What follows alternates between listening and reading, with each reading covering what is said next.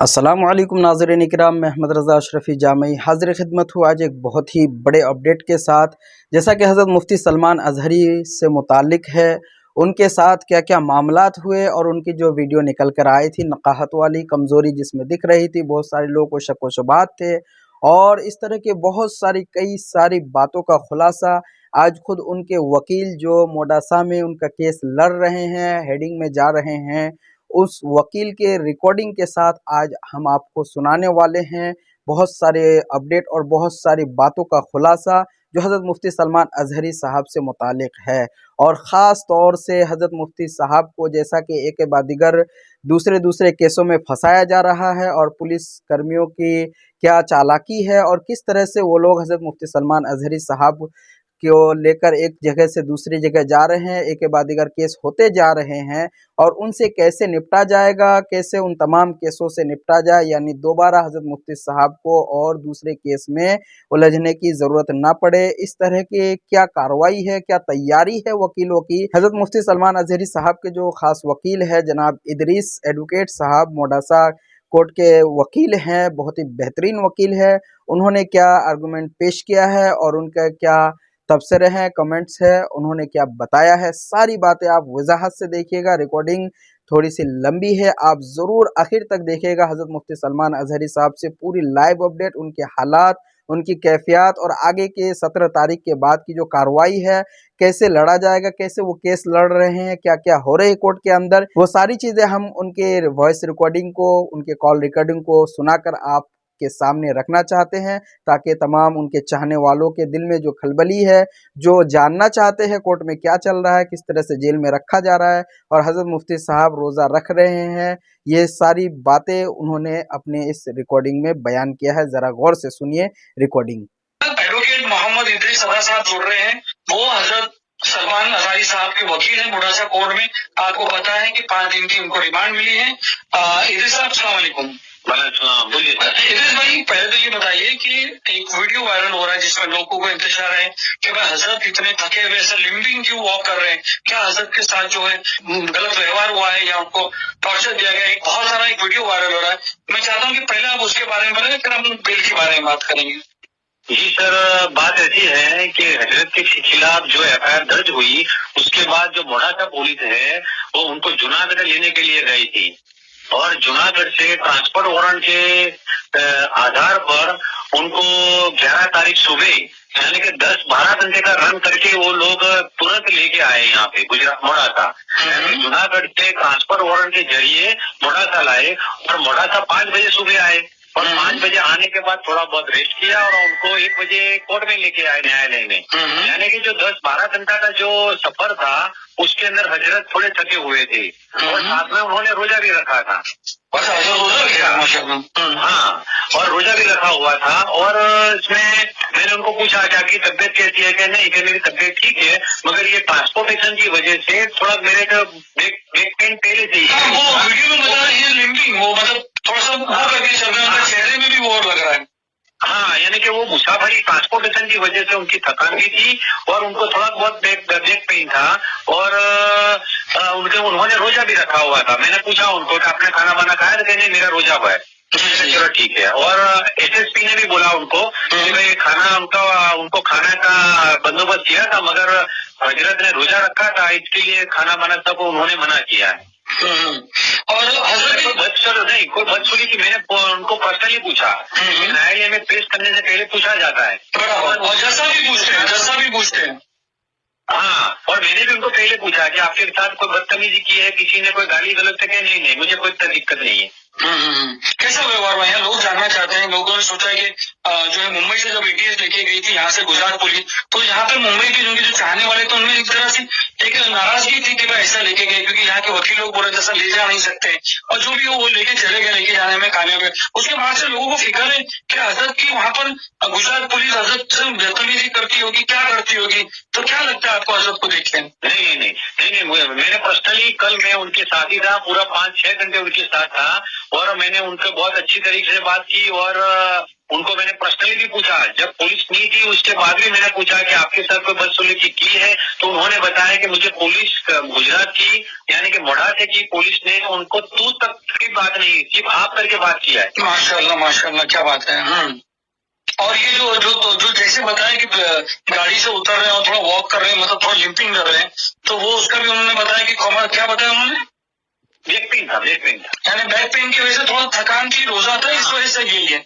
पक्का ना सर ये, आपको क्या लगा? बैक पेन नहीं, मैंने और उन्होंने पर्सनली बताया कि उनको बैक पेन की वजह से और रिमांड के पहले पेश करने की वजह से भी उनको हॉस्पिटल में चेकअप करने के लिए गए और उनको गोली भी दिया था, टेबलेट दिया था, मगर रोजा होने की वजह से वो गोली ले नहीं सकते थे। उन्होंने लिया नहीं। चलो कमिंग बैक टू, ये तो आपने क्लियर कर दिया। कमिंग बैक टू ये कि 5 दिन की रिमांड सर मिल गई उनको, हालांकि जूनागढ़ में और वहां पर जो है बेल मिल गई थी इसके बाद, मगर यहाँ पर डायरेक्ट 5 दिन की बेल हुई। तो क्या पॉइंट ऑफ आर्ग्यूमेंट है अपना? जी सर, इसमें ये क्या है कि पुलिस ने इस मोढ़ासे के मामले में एट्रोसिटी की जो सेक्शन है वो दर्ज किया हुआ है। बराबर है। वैसे एट्रोसिटी का गुना बनता है नहीं है, वो मैटर ऑफ एविडेंस की बात है। बराबर है। अगर एक बार पुलिस ने अगर गलत सेक्शन भी अगर डाली है तो अब अपने बेल के सिवा कोई छुटकारा नहीं है। एट्रोसिटी, हाँ, और जूनागढ़ और बचाव के अंदर जो उनका जो वेरी सेम डे बेल होने की वजह ये है कि उसके अंदर एट्रोसिटी नहीं थी, तो लोअर कोर्ट यानी जुडिशियल कोर्ट उसको जमानत देगी, और मोढ़ासा के अंदर अपने एडिशनल सेशन कोर्ट जो इसके अंदर एट्रोसिटी की स्पेशल कोर्ट होती है उसके अंदर बेल एप्लीकेशन डिसाइड होगी। अच्छा, मगर वो तो अभी जब तक पुलिस कस्टडी तब तक तो बेल एप्लीकेशन डाल भी नहीं सकते। नहीं, रिमांड अगर इनका रिमांड 17 तारीख को सुबह 10:30 बजे खत्म हो जाएगा, तो 17 तारीख को इनका रिमांड खत्म होगा तो उसी दिन अपने बेल एप्लीकेशन फाइल होगी और फिर 19 तारीख को मेरे ख्याल से हियरिंग में आएगी और 20 तारीख को ऑर्डर होगा। ये पुलिस तो सेकंड रिमांड भी मांग सकती है, मांगेगी, उसकी अपनी तैयारी क्या है? कोर्ट देगी नहीं, कोर्ट ने वैसे कोर्ट किसी को बोलती नहीं है, मगर इसके अंदर थोड़ा बोला था कोर्ट से कि भाई ये आपको पहले से ही ज्यादा दे दिया है, अब जो भी करना है 17 तारीख को पेश कर दो बस। अच्छा, यानी यार अंदर वहाँ पर ये बात थी। आपको क्या लगता है जज साहब को जब आप लोग ने आपका डिफेंस किया तो क्या मतलब डिफेंस था और प्रोसिक्यूशन क्या था और डिफेंस क्या था?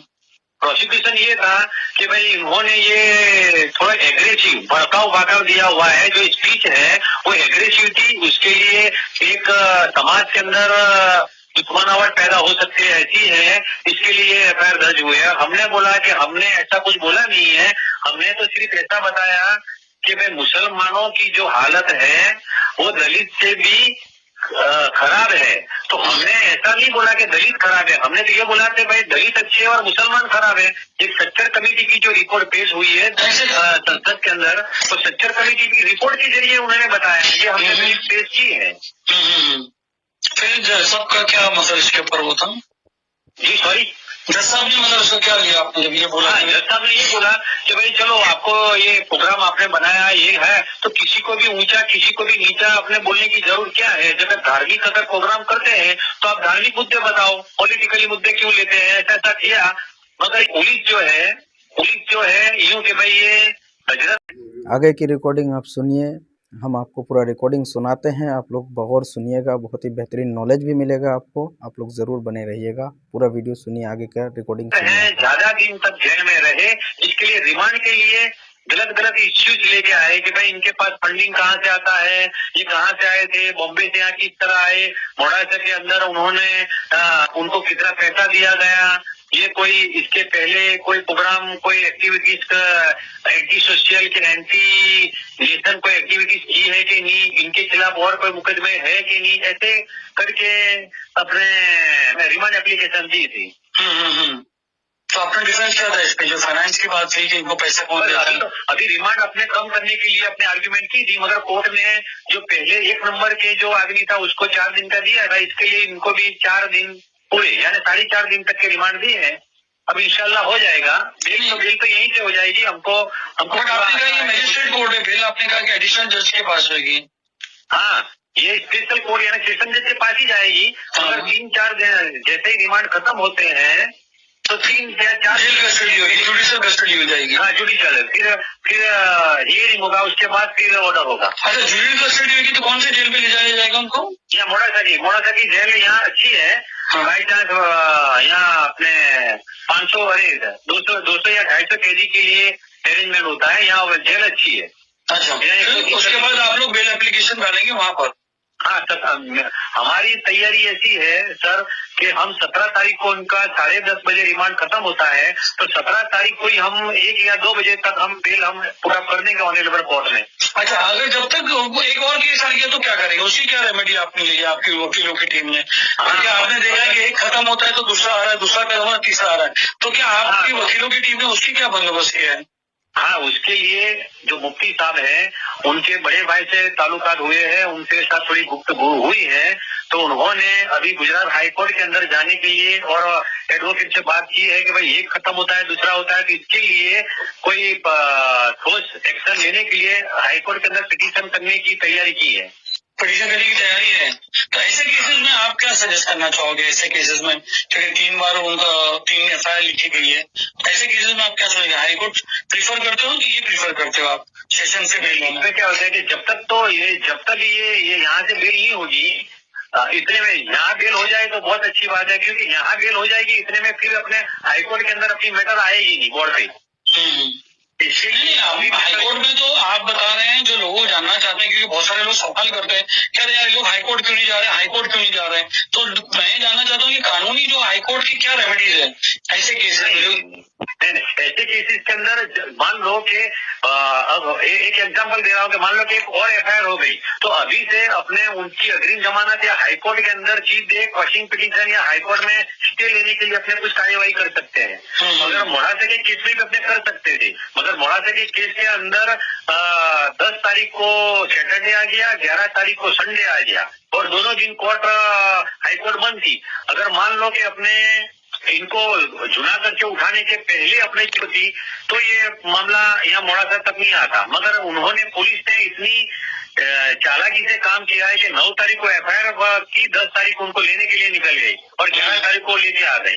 इसके लिए अपने को जो चांस जो मिलना चाहिए था वो मिला नहीं है। अच्छा, कुछ लॉ एक्सपर्ट्स कह रहे थे कि जो ये बॉम्बे में यहाँ से लेके गए थे तो यहाँ पर भी कुछ ऑप्शन था इनके पास? हाँ, मगर हजरत से मेरी बात हुई थी कि भाई उनको जो बुलाया गया कि भाई बम्बई में कि भाई आपको अरे जूनागढ़ में भी, तो उन्होंने खुद बताया कि भाई मैं स्टेटमेंट दे दूंगा तो केस तो खत्म हो जाएगा। हजरत को थोड़ी सी ऐसी थी कि भाई ये इतना मामला गंभीर नहीं है।